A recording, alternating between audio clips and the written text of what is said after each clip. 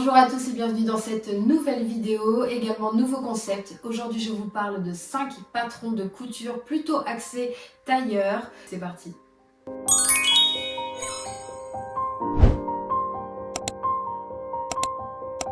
Bienvenue à tous, bienvenue sur ma chaîne YouTube. Je suis Eva Cyr, couturière spécialisée dans le tailleur femme. Je suis mise sur mon 31 et aujourd'hui je vous ai sélectionné 5 patrons de couture dans un esprit sartorial tailleur féminin avec, vous allez voir, des petits twists, des petites choses un petit peu plus fun. Et j'espère que ça va vous inspirer autant que moi pour coudre notre garde-robe automne-hiver 2025.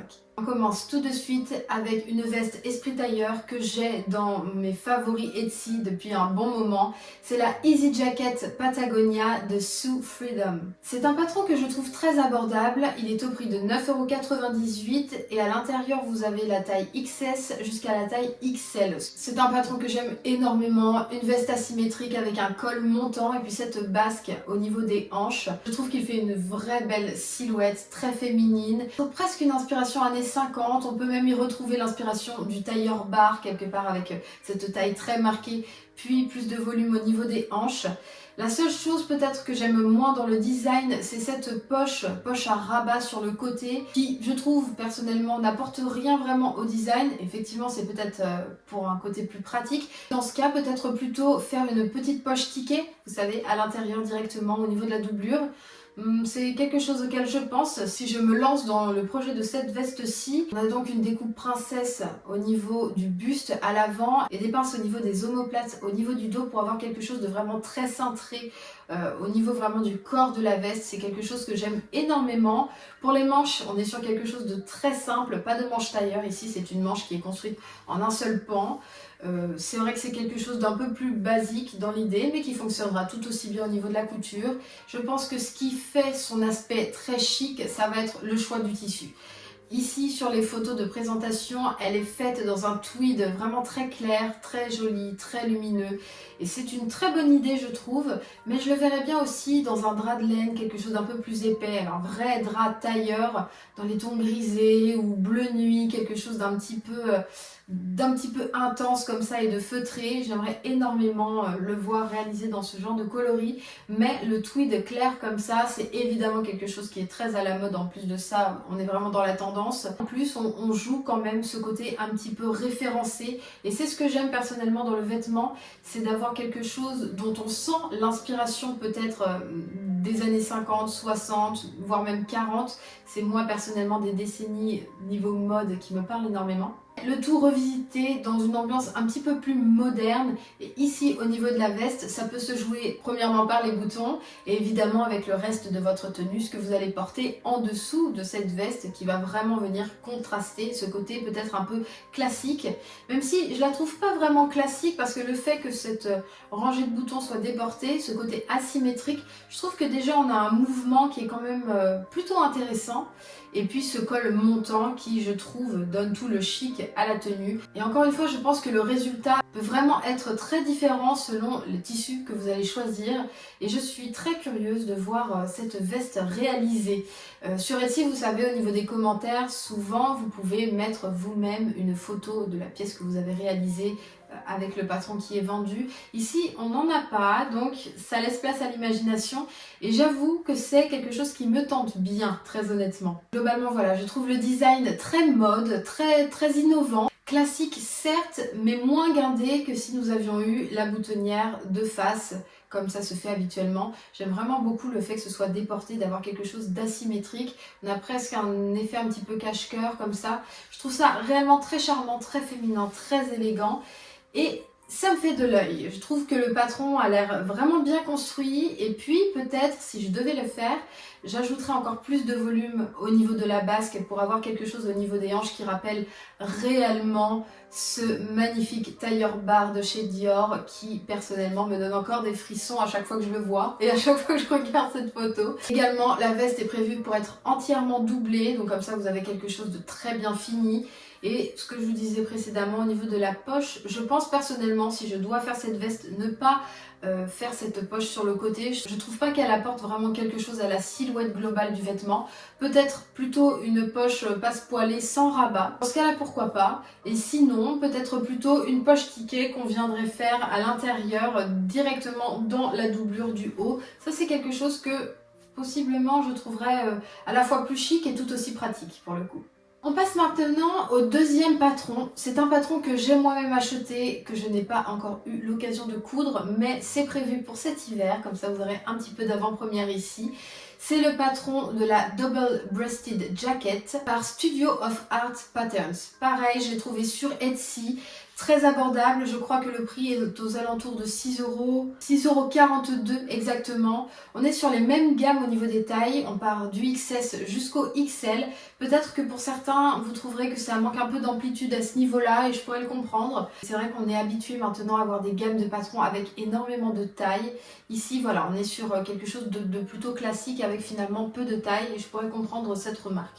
Comme je vous l'ai dit, c'est un patron que j'ai en ma possession, que j'ai dans mes fichiers depuis l'hiver dernier. Je voulais absolument me coudre un ensemble dans un très beau tissu que j'ai. Un tissu Vital et Barberis, pour ceux qui connaissent vraiment les tissus tailleurs. C'est un drapier vraiment iconique dans le milieu sartorial et j'ai, je crois, quelque chose comme 6 ou 7 mètres, quelque chose comme ça. Je voulais me faire donc une veste croisée, un pantalon et une robe également. Je pense que j'aurai assez pour faire tout ça. Je vais aller vous le chercher, je vais vous montrer ça, ça vous donnera un petit avant-goût de ce qui pourrait être cousu cet hiver.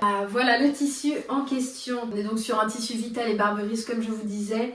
Ça vient de l'alias Perennial et c'est un super 110. Donc on est quand même sur une bonne qualité de tissu. Il y a quand même quelque chose d'à la fois brillant, de très doux et de quand même un peu épais. Au niveau de la couleur, on est sur un bleu très foncé avec une légère rayure tennis. Personnellement, je suis tombée en amour devant ce tissu que j'ai trouvé chez les Tissus du Renard. Alors c'est vraiment propre à la région des Pays de la Loire. Je ne sais pas si on retrouve cette enseigne ailleurs. Mais pour le coup, ils avaient un rouleau de ce tissu absolument splendide qui forcément m'a tapé à l'œil directement. Et donc j'en ai pris pas mal de métrages et j'aimerais donc réaliser cette Double Breasted Jacket avec donc un pantalon et une robe assortie. C'est quelque chose que j'aime beaucoup faire quand j'ai suffisamment de métrage dans un tissu tailleur.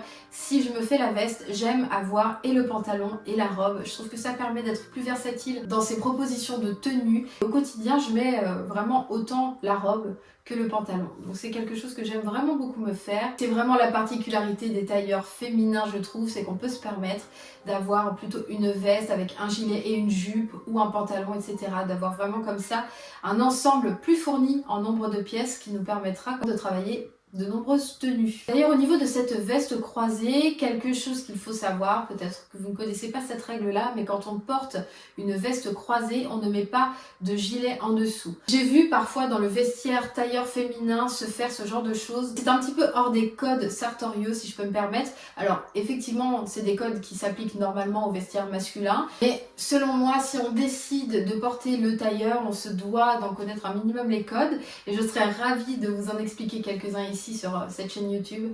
Et donc voilà, si je peux vous en donner un aujourd'hui, veste croisée se porte seule, sans gilet en dessous, pantalon, jupe ou robe, pourquoi pas pour ce qui est du vestiaire féminin. Ici c'est une veste qu'on appelle 2 on 4, c'est-à-dire 2 sur 4. On a 4 boutons en tout mais seulement 2 se ferment. Et dans ce cas-là, on ne va fermer que le premier bouton et laisser le deuxième ouvert.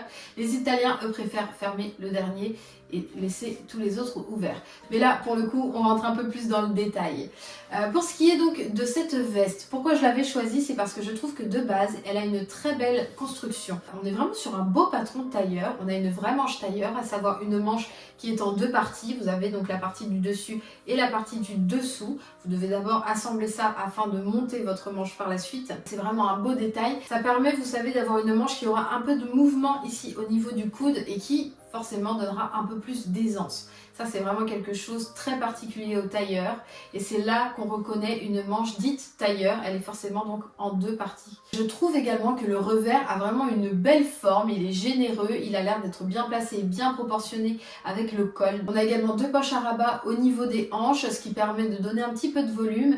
Vous le savez maintenant sur cette chaîne, moi j'aime avoir la taille très cintrée puis un peu de volume au niveau des hanches pour avoir quelque chose de très hourglass, de très silhouette en sablier, pour garder le côté côté très féminin, même dans un vestiaire plutôt codifié masculin. C'est vrai que la veste a déjà une construction cintrée au niveau de la taille et en plus de ça, on a deux pinces à l'avant qui permettent encore une fois de venir resserrer cette taille et en même temps de créer le volume au niveau de la poitrine. Elle m'a l'air vraiment bien étudiée cette veste, c'est pour ça que je l'avais achetée. Je trouvais qu'à ce prix-là, ça me paraissait très abordable pour un patron qui avait l'air vraiment de très bonne qualité et surtout bien pensé. Tout est doublé, donc j'imagine qu'on doit avoir tout un jeu de parmenture au niveau du col ici, de l'intérieur du col et puis des revers de la veste. Pour ce qui est du dos, on a une fente centrale qui permet un petit peu l'aisance dans la veste lorsque l'on va se déplacer. J'aime beaucoup sur les vestes croisées lorsqu'il y a deux fentes à l'arrière. Je trouve que ça donne quelque chose de plus plombé. En même temps, ça permet vraiment à la veste de se mouvoir dans les deux sens.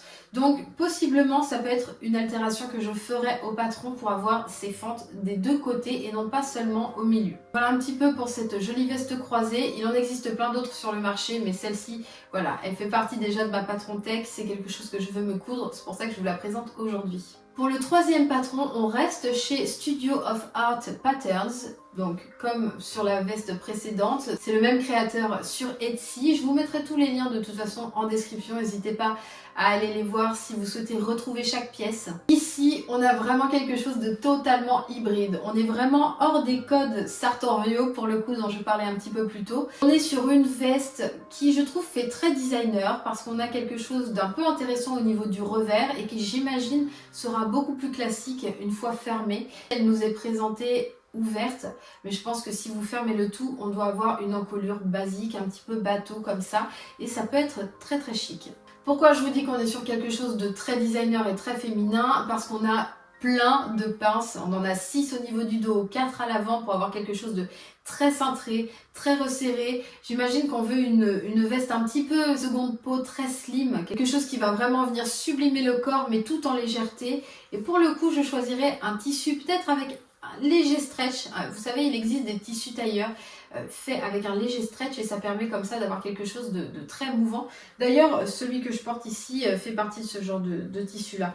On est sur quelque chose d'assez léger, on reste sur de la laine, on est vraiment sur un tissu tailleur classique, mais travaillé avec une certaine légèreté, avec un certain mouvement. Et je pense que c'est ce qu'il faudrait pour ce genre de veste. Bien entendu, on pourrait totalement la faire également avec quelque chose de beaucoup plus lourd, peut-être même avec du tweed encore une fois. Mais j'ai peur qu'avec toutes ces pinces, plus un tissu un petit peu épais, on se sente un peu engoncé et que le mouvement soit moins fluide qu'avec justement un tissu un peu plus léger. Les poches, je les trouve vraiment très bien placées sur les hanches, légèrement de biais pour bien suivre la silhouette. Je trouve que c'est très bien amené. Là encore, on a une manche tailleur, donc en deux parties. Un boutonnage simple, mais tout ce qui fait le charme de cette veste ici, ce sont toutes les pinces qu'on pourrait même, pourquoi pas surpiquer pour avoir un jeu comme ça de contraste et avoir quelque chose entre le chic et le casual. Au niveau du dos, pas de fente, peut-être que ça pourrait se rajouter pour avoir encore plus d'aisance et seulement donc deux petites pinces au niveau des omoplates, encore une fois pour bien plaquer au niveau du buste. Encore une fois, donc ça vient de Studio of Art Patterns. Je trouve vraiment que là encore, on a une pièce qui est vraiment une pièce forte, que je vois totalement dans un tissu un petit peu fou, pourquoi pas avec des carreaux, pourquoi pas avec des gros boutons style en cuir pour un effet presque veste de chasse revisité. J'imagine bien quelque chose comme ça, en espèce de vert mousse avec des gros carreaux orange et puis des boutons, vous savez, style Duffelcoat un petit peu. Et pourquoi pas, vous savez, des tampons au niveau des coudes, enfin je sais pas, mais voilà. Ce que j'aime avec ce patron, c'est qu'on le voit et qu'on a plein d'idées. Ça sent la créativité. Et donc, c'est les deux seuls modèles que je vous présente ici de Studio of Art Patterns. Mais je peux clairement vous dire que sur leur boutique Etsy, vous allez trouver d'autres merveilles. Toujours dans ce style un peu sartorial, classique, construit pour la femme.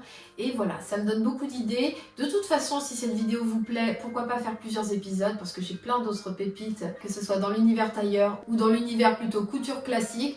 N'hésitez pas à me dire en commentaire si vous voulez d'autres épisodes, ce sera avec grand plaisir. Voilà donc un petit peu pour cette Hourglass Jacket. Je trouve qu'elle porte bien son nom et elle me fait de l'œil. Je peux pas vous dire que c'est le genre de projet que je suis certaine de faire cet hiver, mais je trouve que ça, dans une garde-robe déjà un petit peu construite, avoir ce genre de pièces fortes, ça a son intérêt, c'est certain. Ah, ce quatrième patron, celui-ci, j'espère vraiment pouvoir le faire là, très prochainement. Ce patron-ci, c'est le trench Olivia de Ezeriel Patterns. Il est au prix de 14,40 € et on le trouve de la taille 6 à la taille 24. Alors sur les tableaux de correspondance que j'ai trouvés, ça nous donne à peu près de la taille 36 à la taille 54. Et là, pour le coup, on a vraiment une large gamme de choix de taille dans ce patron-ci. Également livré avec un tutoriel vidéo. Ça se fait de plus en plus, mais en fait, vous payez et le patron et évidemment le travail de la vidéo. Et ça vous fait vraiment un cours complet pour pouvoir faire ce trench qui, je trouve, est splendide. Pour tout vous dire, ça fait des années qu'à chaque saison pluvieuse, qu'on soit en fin d'hiver, début printemps ou comme là, en bientôt début d'automne, je cherche tous les ans le trench parfait. Le trench avec un grand col généreux, très long, qui va jusque derrière la cheville, mais en même temps bien ajusté au niveau du corps et avec tous les détails d'un vrai trench. Vous savez, le petit volet à l'avant et puis parfois à l'arrière. Enfin voilà, un vrai beau trench, bien cintré, mais surtout bien coupé. Mais je ne trouve jamais le trench. Et je trouve qu'ici, il y a tous les codes du trench que je souhaite. Il est plutôt long, mais de toute façon en couture, si on veut rallonger pour qu'il soit vraiment derrière les chevilles, on peut le faire. Il suffit d'ajouter un peu de tissu tout simplement. On a donc bien évidemment les petites épaulettes militaires. C'est un trench croisé. On retrouve le volet au niveau de la poitrine et également du dos. On a un très joli col et un revers bien généreux. Là, on a vraiment tous les codes du trench et tous les codes que j'aime. De très grandes poches un petit peu en biais qui permettent encore une fois d'accentuer les hanches. Une très belle ceinture. On a également le détail, vous savez, des sangles ici au niveau des poignets pour pouvoir les resserrer. Une fente à l'arrière et au niveau de l'avant, au niveau de la construction, on a des pinces ici qui partent des épaules jusqu'à la poitrine et sur le côté pour donner du volume à la poitrine, mais tout en ajustant bien le corps. Donc, je pense que ça va être quelque chose de très bien taillé. Mais ce n'est pas tout. Est prévu dans ce patron une doublure détachable. Et ça, je trouve ça absolument génial. C'est donc une doublure que vous allez pouvoir dézipper. C'est vraiment une fermeture éclair tout du long que vous pouvez enlever. Déjà pour laver séparément les deux si vous le souhaitez, mais surtout pour ajuster au temps. C'est-à-dire que si vous avez besoin d'un trench qui soit et imperméable et chaud, c'est possible. Et si vous avez simplement besoin de quelque chose qui fasse un peu effet coupe-vent, sans avoir nécessairement besoin d'une doublure chaude, c'est possible aussi. Et puis si vous voulez vraiment faire un vêtement pratique, eh bien on peut faire par exemple les manches, vous savez, dans une mignonnette par exemple, ce qu'on utilise justement pour faire les doublures de manches dans le tailleur classique. Et pourquoi pas avoir plutôt un lainage, quelque chose de chaud, voire même du polaire si vous le souhaitez, au niveau du corps de la veste pour vraiment vous maintenir au chaud. J'ai très envie de faire ce trench. J'ai très envie de faire ce trench et d'ailleurs j'ai une liasse en tête de chez Holland & Cherry. Je vais vous la montrer. Ça vient d'un autre drapier très connu dans le monde sartorial, Holland & Cherry. Donc c'est un drapier anglais. Et ils ont une liasse spéciale pour les trench. Donc c'est une liasse de tissus qui sont imperméables. C'est un coton donc, qui est traité pour être totalement imperméable. Et vous avez donc toute une superbe gamme de couleurs. Donc on retrouve évidemment le camel un petit peu classique. On a une espèce de beige grisé ici. Ou celui-ci, un beige presque un peu blanc, magnifique également. Mais donc voilà, pourquoi pas se servir des très beaux tissus de chez Holland & Cherry qui va vraiment tenir dans le temps et surtout tenir sa promesse d'être imperméable et chaud en fonction de ce que vous choisirez donc comme doublure. Ça pourrait être un très beau projet de rentrée, pourquoi pas. Voilà donc pour ce trench, on a vraiment tous les codes du trench classique, mais je trouve travaillé très finement dans ce patron-ci et ça me donne vraiment envie de réaliser ce genre de pièce qui en plus va avoir ce côté très pratique. Je trouve que ce détail de doublure que l'on peut dézipper, c'est absolument génial. C'est quelque chose de très professionnel qu'on voit peu dans les patrons du commerce. Donc voilà, si ça vous intéresse aussi, n'hésitez pas, le lien sera dans la description. Là aussi, je l'ai trouvé sur Etsy et ça vient donc de Ezeriel Patterns. Et pour le dernier patron de cette sélection, je voulais quand même vous mettre un pantalon. Puisqu'on arrive sur la fin de la saison des jupettes et des shorts, donc on veut un beau pantalon. Et je trouve ça plutôt compliqué au niveau des patronages de trouver un beau pantalon, en tout cas comme moi je les aime, à savoir pantalon à pince, bien resserré au niveau de la taille et qui part très fuselé au niveau de la cheville pour vraiment allonger la silhouette. C'est moi personnellement le genre de pantalon que j'aime porter, dans lequel je me sens confortable et aussi dont j'aime la coupe. D'ailleurs, si vous connaissez d'autres patrons qui correspondent plus ou moins au style que je viens de décrire, donc à savoir un pantalon taille haute, bien fuselé, plutôt à pince, n'hésitez pas à me mettre en commentaire, ça m'intéresse aussi de voir d'autres possibilités en termes de patron de pantalon. C'est pas une pièce que je couds très souvent le pantalon, mais pourtant on en a toujours besoin. Donc je suis preneuse de toutes vos suggestions. En tout cas, pour ma part, j'ai trouvé donc le pantalon Bono de chez Helper Sue. Helper Sue, vous ne les trouvez que sur leur propre site. C'est un site russe. Vous pouvez bien évidemment traduire le site pour pouvoir comprendre un petit peu mieux les catégories. Ce patron est au prix de 3,16 € et pour le coup, ici, vous n'achetez qu'une taille. Alors, ce qui est bien, c'est qu'ils ont plusieurs formules. Vous pouvez choisir un petit peu en fonction de votre morphologie. Pas pour tous les patrons, mais en tout cas pour les plus récents. Vous avez vraiment différentes options selon votre taille, votre poids, votre morphologie. Ça vous donne donc la possibilité d'avoir un patron qui sera normalement plutôt bien ajusté à votre corps. En tout cas, c'est la promesse qu'ils font avec cette offre-ci. Ici, on a donc un pantalon comme je viens de vous le décrire, quelque chose de très taille haute, avec un beau pli au niveau de l'avant de la jambe. Au niveau du dos, pas de pli, seulement 2 pinces pour donner vraiment du bombé et de l'aisance au niveau du fessier. On a comme ça une jambe qui est très fuselée, avec un pantalon qui est plutôt proche de la cheville au niveau du tombé. On est dans quelque chose de très classique. Je sais qu'aujourd'hui, la mode est plutôt à l'oversize et aux coupes un petit peu plus amples, mais je trouve personnellement qu'avec mon type de morphologie, quelque chose de plus fuselé donne un résultat quand même un peu plus élégant. Exception faite des palazzos évidemment, où là on a une très belle ampleur. Mais un palazzo c'est pareil, je trouve qu'un bon patron de palazzo ça court pas les rues parce qu'il faut que ce soit ample mais pas trop. Enfin bon, je trouve que le pantalon, dites-moi ce que vous en pensez, mais personnellement c'est une pièce que j'ai du mal à aborder et même en couture après plusieurs années, c'est pas la pièce que j'arrive le mieux à réaliser. Et souvent, je suis pas totalement complètement heureuse, que ce soit de la coupe, du design, du fitting. Je sais pas toujours ce qui manque pour être vraiment le pantalon de mes rêves. Mais bon, je cherche encore ce pantalon de mes rêves justement. Donc écoutez, peut-être que celui-ci pourrait l'être. Au niveau des poches, on a 2 poches italiennes à l'avant, quelque chose de très classique, très sobre. Mais je pense que ça pourrait justement être un très beau pantalon à coupler avec donc la Double Breasted Jacket.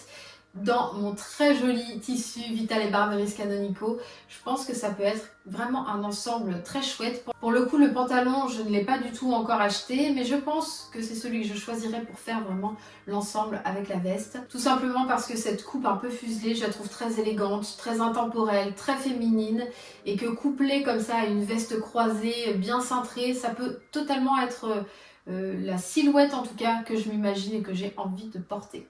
Voilà un petit peu pour cette vidéo, je vous ai donc listé 5 patrons esprit tailleur, esprit sartorial, plutôt féminin à coudre donc pour cet automne-hiver 2025. J'ai encore plein de patrons en tête, j'en ai encore plein, surtout dans mes favoris Etsy, que ce soit des robes, que ce soit des manteaux. J'ai pas du tout évoqué les manteaux à part le trench, mais des manteaux vous savez vraiment habillés, style polo coat, etc.